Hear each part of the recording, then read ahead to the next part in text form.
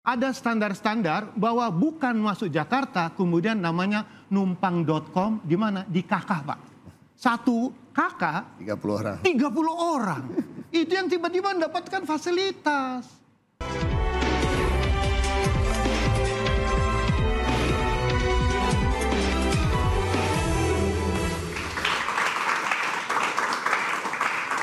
Mas Imam, apa yang bisa dilakukan oleh Pemprov DKI Jakarta untuk membantu Pemprov daerah lainnya supaya mereka-mereka yang datang dari daerah ini juga mempunyai keahlian dan bisa mengembangkan potensi mereka sendiri, Mas Imam? Ya. Pertama, negeri ini kan dibangun dengan sebuah janji proklamasi, yaitu meningkatkan kesejahteraan masyarakat, kesejahteraan umum. Dan mencerdaskan bangsa. Kehidupan bangsa. Artinya tidak hanya DKI yang harus dibangun. Jadi mindsetnya Jakarta sebagai kota yang investasi, ya peredaran uang ada di sini, itu dia juga harus bisa menjadi ibu dalam tanda kutip, membangun pembangunan-pembangunan yang ada di daerah. Nah, itu juga sebetulnya menguntungkan. Makanya nanti anggota DPR kalau itu tadi ada 17 triliun atau orang-orang yang datang ke sini dianggap dalam tanda kutip beban. Sebetulnya mereka ya yang terutama kalangan yang paling bawah, dia ke sini itu juga dengan segala resiko. Andainya ada dukungan dari pemerintah daerah, apalagi pemerintah Jakarta ikut menjadi fasilitator. Itu bentuknya transfer dana atau gimana, Mas Imam?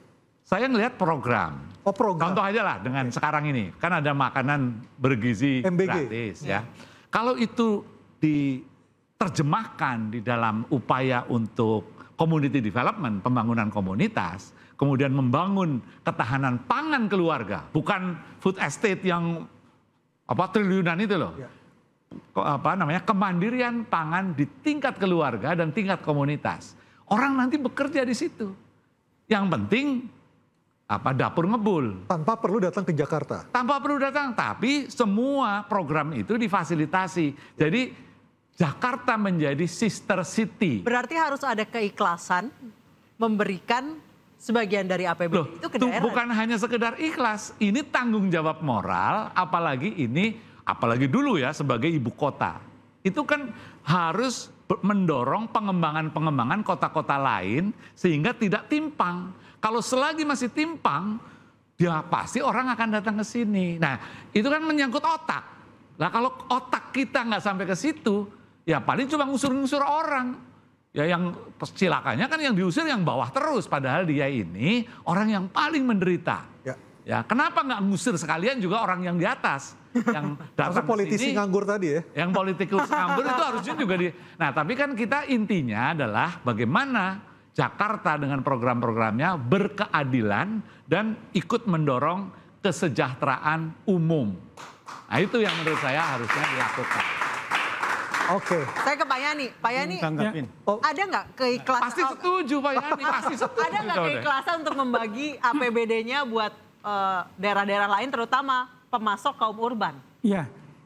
Jadi sebenarnya kalau kita ingin di Jakarta ya, di Jakarta tadi pendatang itu berkurang ya, saya kembali itu dulu.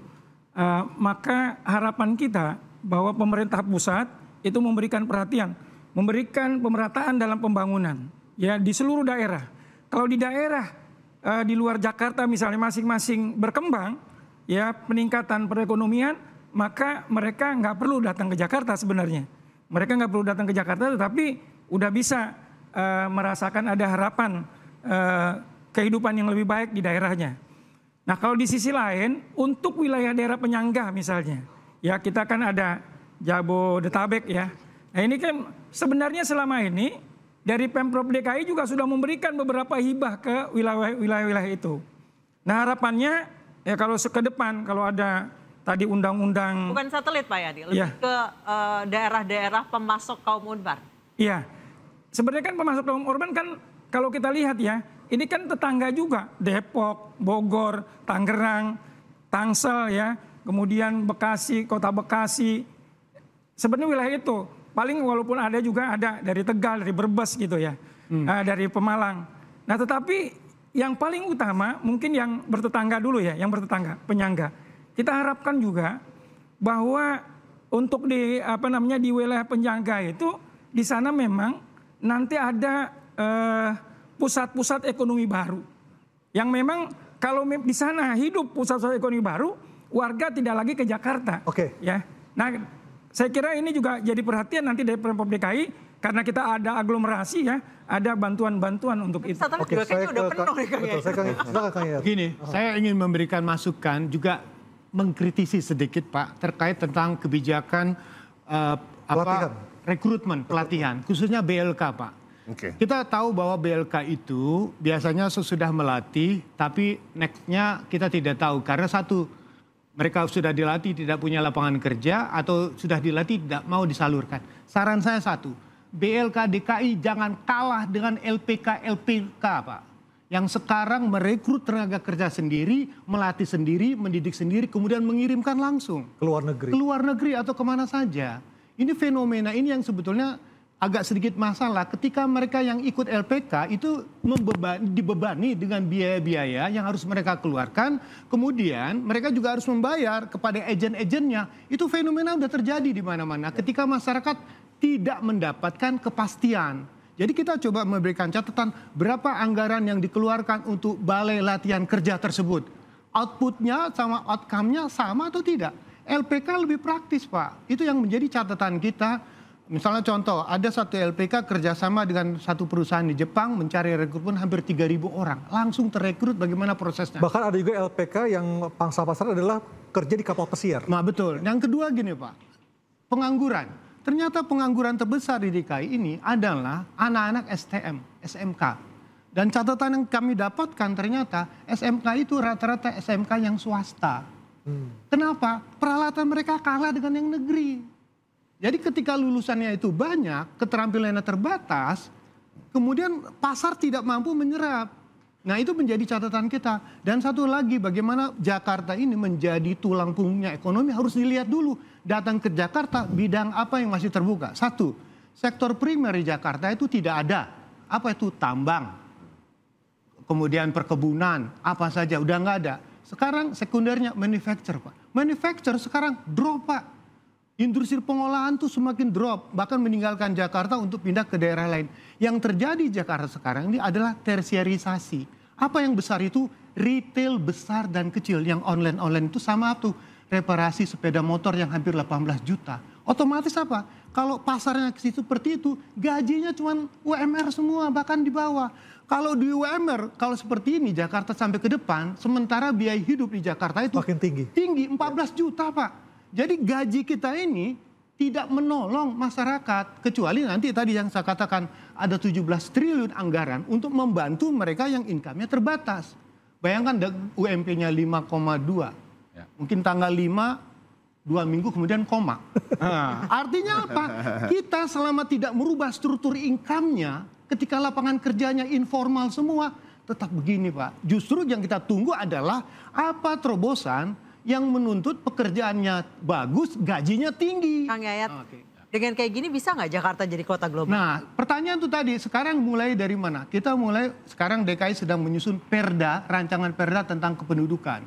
Maka pertanyaan yang pertama, bagaimana tentang strata pendidikan di Jakarta? Apakah perlu suatu saat nanti syarat mendapatkan KTP Jakarta minimal SMA? Kalau masih SD SMP, Anda sekolah akselerasi, difasilitasi dananya.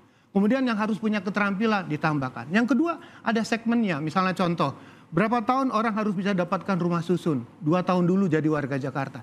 Pelatihan misalnya 5 tahun. Kemudian untuk mendapatkan bantuan sosial harus 10 tahun. 10 tahun tinggal di Jakarta. Ini kan menarik.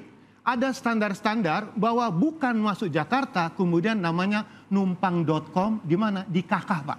Satu KK 30 orang. 30 orang.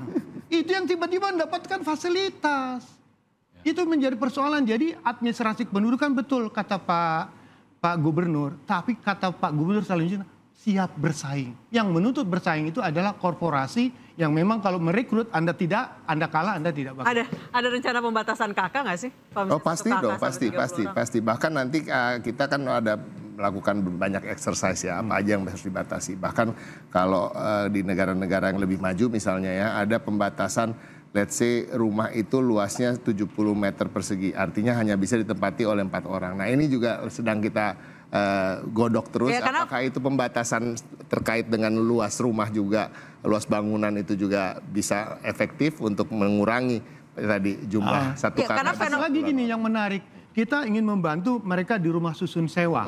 Ada 2 yang pindah, satu ikut program karena relokasi banjir, relokasi di kolong dipindahkan dengan kata gratis. Yang kedua rumah susun umum. Tapi fakta yang terjadi sekarang dari 2000 sampai sekarang 100 miliar nunggak dan menjadi beban Pemprov. Nah itu kan menjadi fenomena bahwa subsidi rumah juga menjadi bagian khususnya rumah sewa yang tidak terpisahkan dari program ke depannya. Karena Bang Ciko, fenomena tidur shifting di Jakarta itu sangat nyata. Sangat nyata dan itu sangat memprihatinkan. Bahkan ketika masa kampanye, Mas Pram sendiri melihat dengan mata kepalanya sendiri ya di daerah Tanah Tinggi Jakarta Pusat hal tersebut. Dan itu yang membuat dia semakin semangat bagaimana untuk membangun Jakarta khususnya dari bawah untuk tidak terjadi hal-hal seperti itu lagi. Kita break dulu ya. Nisu? Fenomena sosial di Jakarta memang masih sulit untuk diurai. Kita coba urai satu persatu di sini, tetap diinterupsi. Oke.